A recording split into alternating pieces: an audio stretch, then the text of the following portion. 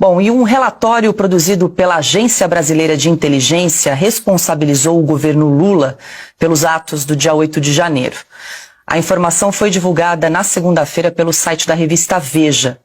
Segundo a reportagem, Alessandro Moretti, ex-número 2 da ABIN, demitido na semana passada por Lula, elaborou um documento que sugeria haver evidências de omissão do governo e ações diretas para suprimir provas.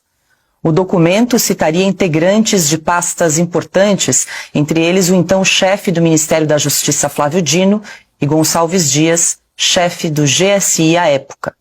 O deputado Coronel Meira, do PL de Pernambuco, pediu acesso ao material produzido por Alessandro Moretti. Por meio de um requerimento apresentado nesta segunda-feira, o parlamentar solicitou esclarecimentos sobre as medidas tomadas em relação aos integrantes do Poder Executivo apontados como responsáveis pelos ataques. O coronel Meira também quer saber se a exoneração do delegado federal Alessandro Moretti tem alguma relação com a produção desse relatório. Silvio Navarro, muito boa noite. Segundo a reportagem também da revista Veja, esse relatório que foi produzido aí pela ABIN e apresentado durante aí a CPMI do 8 de janeiro acabou descartado, não foi considerado. Boa noite. Boa noite, Paula, querida Ana, boa noite, Piotr, meu irmão Augusto, boa noite para você que nos acompanha. E depois do enunciado que você acabou de apresentar, Paula, a pergunta que fica é: e agora? Será que todas essas informações serão analisadas num dos inquéritos que corre na Polícia Federal, no Supremo Tribunal Federal, em mais de um inquérito? Porque ninguém sabe ao certo quantos são, ninguém sabe ao certo quem é investigado, o que eles investigam, porque esses inquéritos eles se comunicam de uma forma sigilosa na Suprema Corte, na Polícia Federal, e ninguém fica sabendo.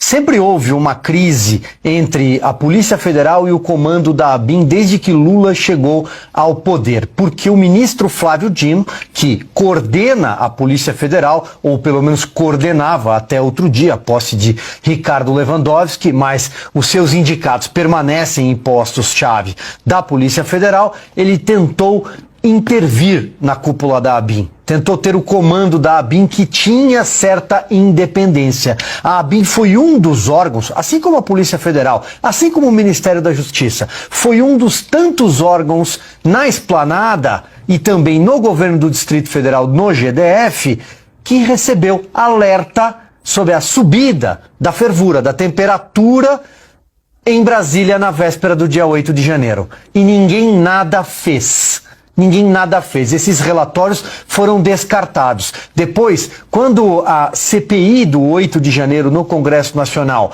que acabou virando um verdadeiro picadeiro do governo, quando a CPI pediu acesso a documentos, eles chegaram adulterados. Principalmente os documentos enviados pelo GSI, o Gabinete de Segurança Institucional, então chefiado por um general que sumiu.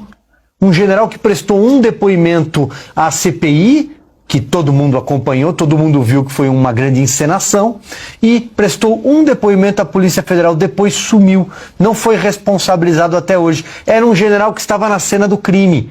E nós descobrimos isso por causa das imagens divulgadas pela CNN de forma corajosa, que inclusive acabaram culminando na CPI, senão nem a CPI teria acontecido. É evidente que houve omissão do governo. Já basta esse relato, já bastam os alertas que foram ignorados. O presidente deixou Brasília na véspera, em caráter de urgência, para a cidade do amigo Edinho, para Araraquara, por causa das chuvas.